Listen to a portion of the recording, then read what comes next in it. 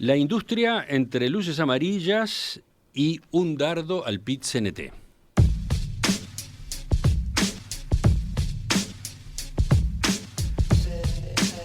Ese es un título que ustedes encuentran hoy en la portada del diario El País, o mejor dicho, en sus páginas de economía, en las páginas interiores de economía. Si van a la crónica de La Diaria, el título dice que el presidente de la Cámara de Industrias criticó el atraso cambiario y, por otro lado, pidió descuelgues automáticos en el funcionamiento de los consejos de salarios. Ahí tienen un par de enfoques a propósito de la celebración que tuvo lugar ayer del Día de la Industria, que incluyó el acto clásico organizado por la Cámara de Industrias en su sede, con la presencia de autoridades de gobierno. El presidente de la República, Luis Lacalle Pou, el ministro de Industria, Energía y Minería, Omar Paganini, entre otros jerarcas. ¿Cómo es este momento? ¿Cuáles son los nubarrones recesivos que planean sobre este rubro de la economía nacional? Vamos a conversar justamente con el presidente Alfredo Antía. Antía, buen día, gracias por acompañarnos. Por favor, muy buenos días, Romina, muy buenos días, Emiliano, y a la audiencia de Perspectiva. Un placer estar con ustedes. Gracias, igualmente, Antía. A ver, el tono de su discurso, por lo visto, llamó la atención, ¿no? Por lo menos así lo dejó entrever en algún primer comentario el ministro Omar Paganini. ¿Cómo describe usted en líneas generales lo que es la situación del sector industrial hoy en día?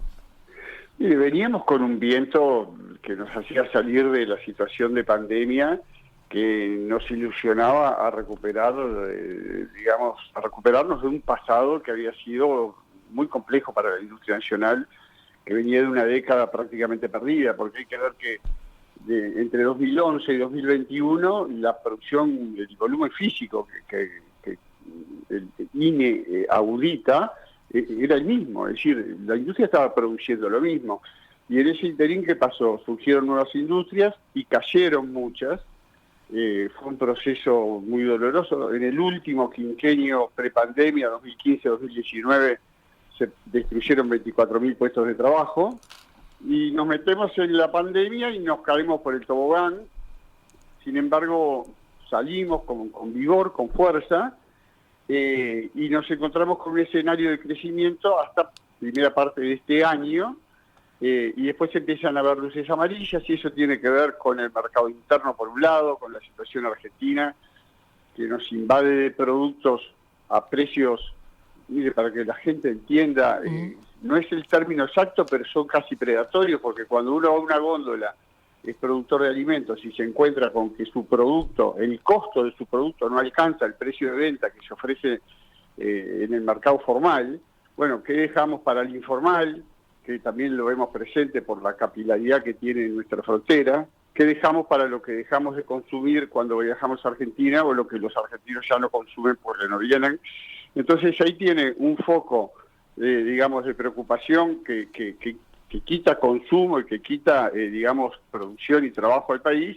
Y por otro lado, la situación internacional, donde el enfriamiento de la economía china, porque siguen los lockdowns, los encierros, por la situación del COVID, y la situación recesiva mundial, fruto de esa inflación desenfrenada con el aumento de tasas, que está marcando, una suerte de punto de inflexión en materia de precios y de volúmenes de venta de la exportación uruguaya, y se empieza a ver.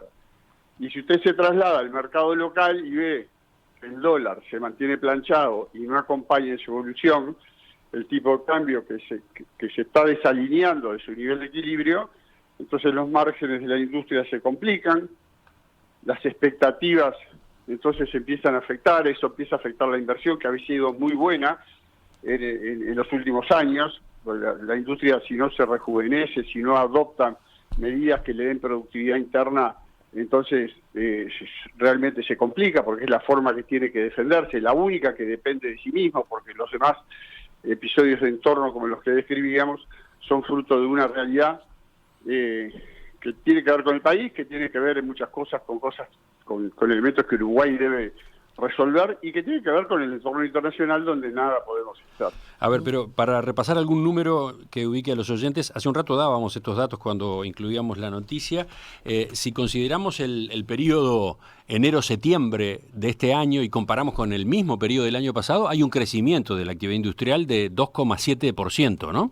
Bueno, pero lo que ocurre es que cuando se analizan fotografías como esa, ¿qué es lo que ve uno? Que surgen los datos positivos al impulso de la primera parte de esos periodos.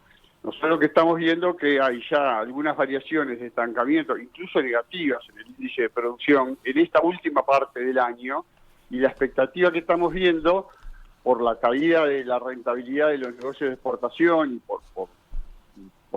por vía de precios y por vía de volúmenes, que va a haber una situación, digamos, que ya no es tan amigable. Veníamos creciendo fuertemente y ahora como que vamos reptando y recuperamos ese nivel de crecimiento que caracteriza al Uruguay, ¿verdad? Y que nos saca de una línea de confort y de ilusión con respecto a que un crecimiento sostenido importante pueda permitirle al país un salto trascendente en su economía y por tanto, digamos, en las políticas a largo plazo que mejoren la calidad de vida de la población. Pero para agregar a lo que usted señalaba, también se destaca que la actividad industrial está en un máximo histórico en estos días, en estas semanas, porque está alcanzando niveles del año 2014, por ejemplo, ¿no? Entonces tenemos que irnos al año 2014, esa es la mirada, digamos, del vaso medio lleno, es decir, la evolución.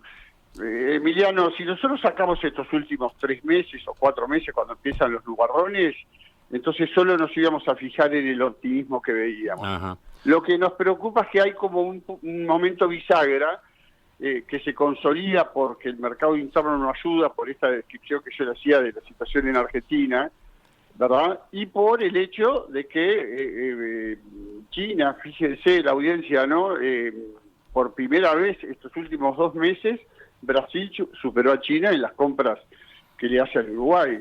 Y ese es un dato bien relevante de lo que está pasando en nuestro primer socio comercial, que es China, ¿verdad? Que llegó a comprar 2.700 millones de dólares el país y que se venía consolidando como el primer cliente de Uruguay, y es al amparo de esa realidad que se venía discutiendo la necesidad de fortalecer un vínculo comercial con liberación de aranceles y favorecimiento del comercio.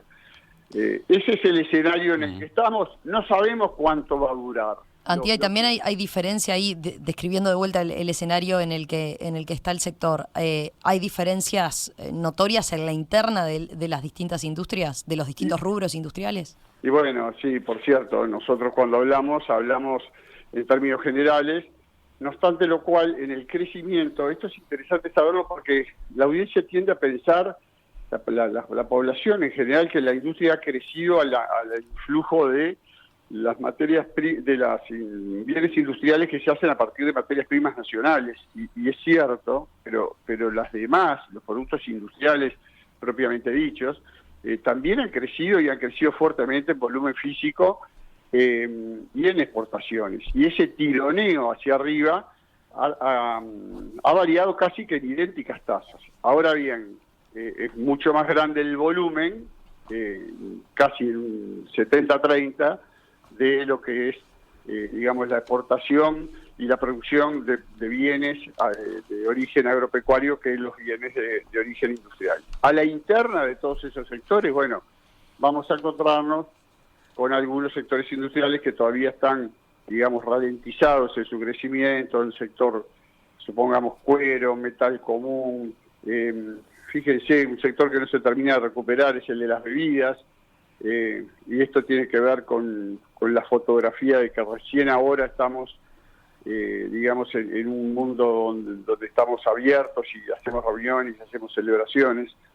Y después otros sectores que tironean hacia arriba, que son obviamente los de las materias primas agropecuarias que hacíamos referencia, que están en punta de lanza y acompañan el sector plástico, el sector farmacéutico.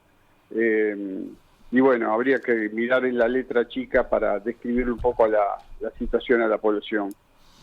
El sector automotriz, por cierto, el efecto del trabajo que está haciendo la gente de Nordex es muy notorio con el acuerdo que hizo con Ford, Vale la pena revisar eso porque es increíble, pero se están haciendo muchos vehículos en el país. Y yo señalaba ayer, ¿no? Porque en la Cámara nosotros actuamos para las empresas más grandes y para las más chicas, y señalaba un caso bien reciente de éxito, cuando yo tenía que reunir, digamos, información para transmitir. Hay una empresa uruguaya que se llama Big Way, que logró exportar a Estados Unidos mini campers. ¿Qué son las mini campers? Son pequeñas casitas rodantes, y esa empresa, increíblemente, el país de Henry Ford logró hacer esa exportación. Quiere decir que cuando se reúne el coraje, la energía, los instrumentos de comercio que el país tiene, las condiciones de entorno, entonces en Uruguay se pueden hacer muchas cosas. De hecho, se hacen muchas cosas. La industria no es lo que llegó a ser en su momento,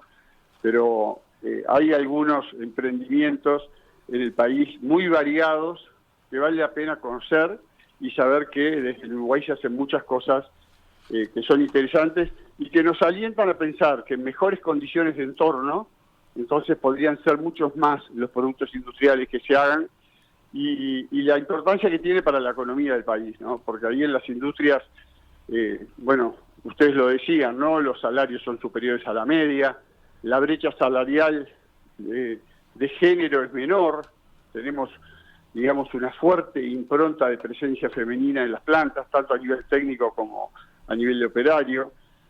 Tenemos el valor de la descentralización. Yo hacía mención ayer que estamos en Montevideo, sí, pero estamos en muchos pueblos del interior donde esas industrias pasan a ser relevantes. Y no solo productos cárnicos o lácteos, frigoríficos o plantas de Conaprole o de alguna otra empresa. En el interior uno encuentra, por ejemplo, ¿no? Para citar una cosa que llama la atención, del estrujado, para decir una palabra sencilla, de los recortes de los cueros, hay una planta Campando que saca colágeno para hacer tripas de colágeno para embutidos, y es una exportación muy importante hacia Brasil. 160.000 personas involucradas en la industria, daba el dato usted ayer. 167.000 personas entre obreros asalariados, digamos técnicos, trabajadores por cuenta propia y empresarios. Volviendo al análisis que hacía, y sobre todo teniendo en cuenta esos nubarrones de los que hablaba, esos nubarrones recesivos, queda claro, de acuerdo a su exposición, que eso se debe, que el problema, que el desafío planteado se debe, por un lado, a factores externos que no podemos controlar y eventualmente a otros que sí podrían ser motivo de medidas del gobierno.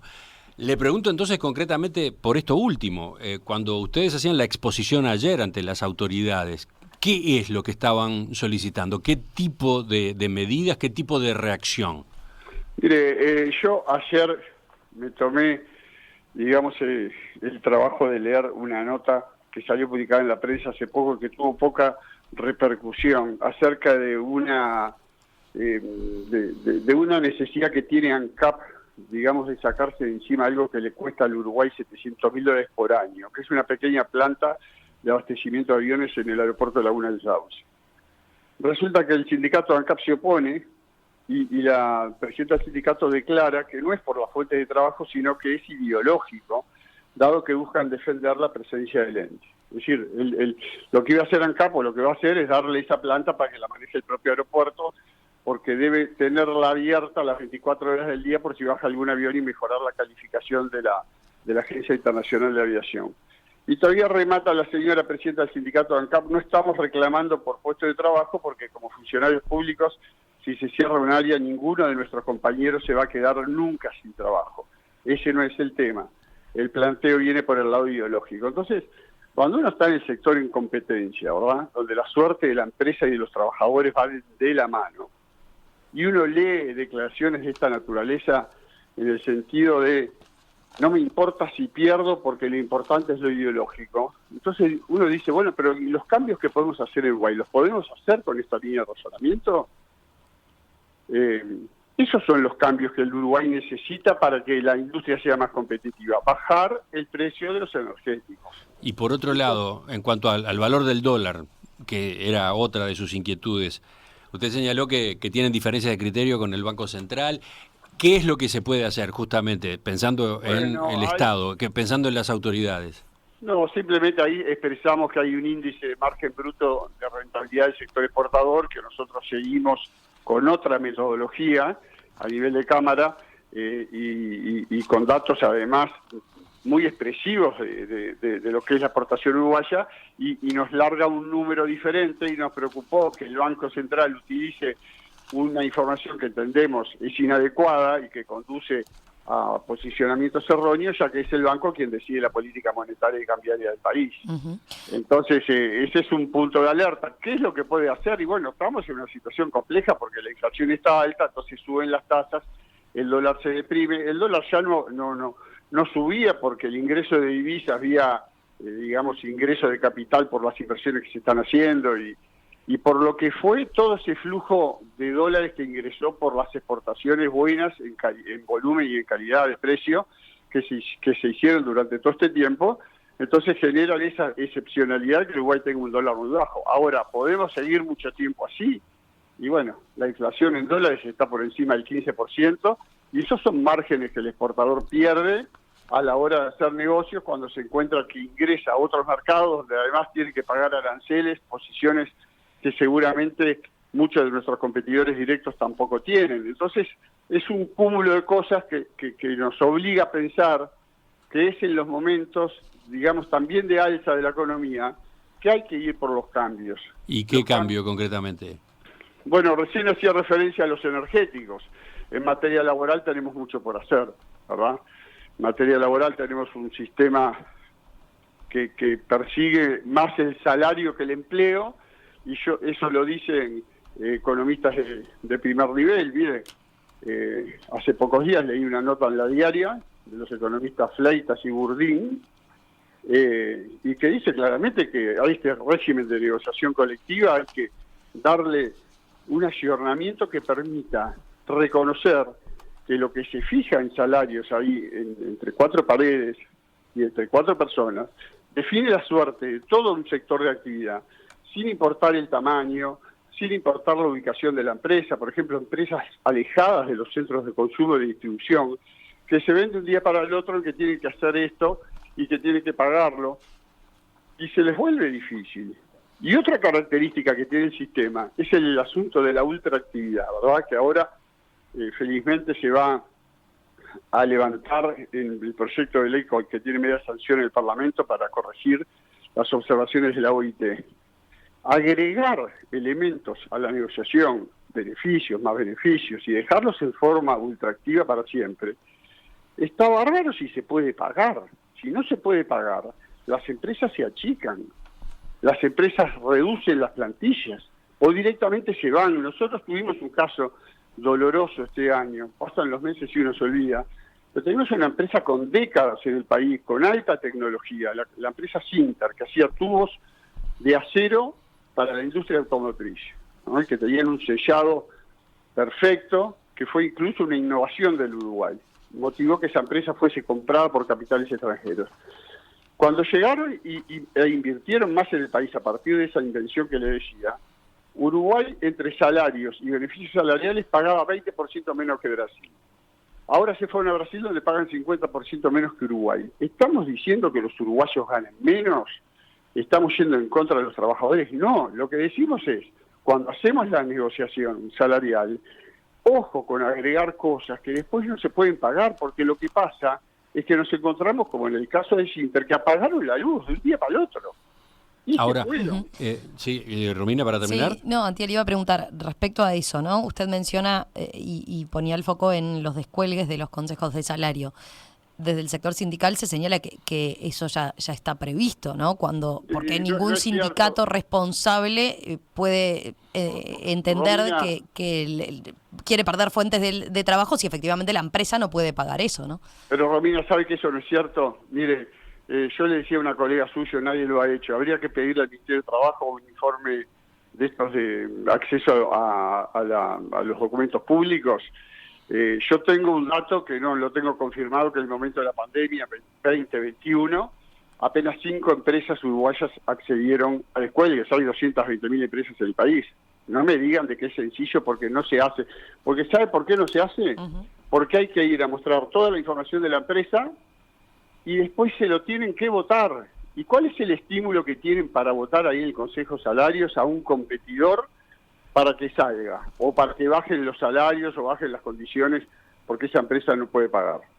Entonces, ¿tenemos un sistema que cuida el empleo, que cuida la empresa o que cuida el salario de los que lo tienen?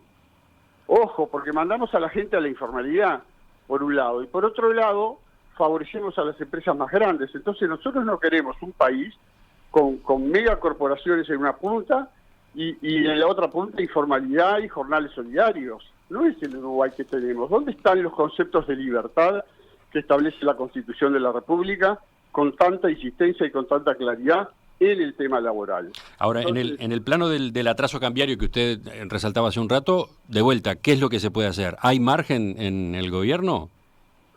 Bueno, esa es una pregunta que habría que hacerle al presidente del Banco Central y a la ministra de Economía. Ellos están luchando contra la inflación.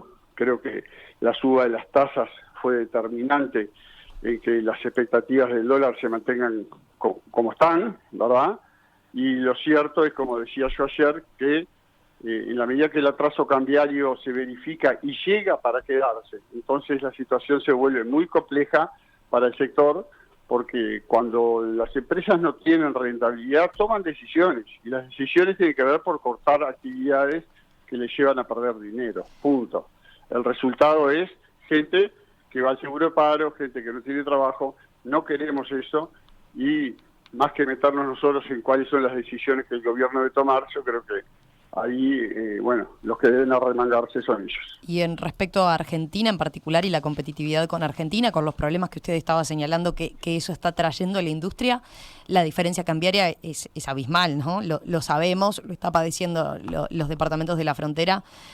¿Ustedes ahí tienen alguna propuesta en ese sentido? Mire, la única propuesta que esbozamos ayer es que por lo menos se haga un control de aduana y un control físico como lo hicieron las Fuerzas Armadas en el periodo de pandemia, que no, claro, se hacía para evitar que ingresasen personas. Nosotros lo que no queremos es que ingresen lanchas con con alimentos, por ejemplo, para venderse en los puntos grises del país o aún a veces en los propios comercios legales.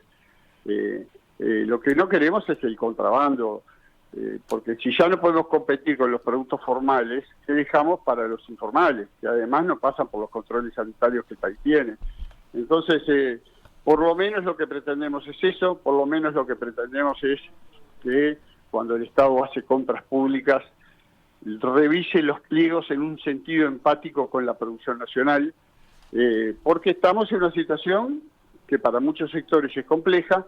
Mire, se lo digo por lo contrario. Cuando la pandemia y el cierre que yo le hacía referencia, las plantas uruguayas que producen alimentos trabajaron a pleno.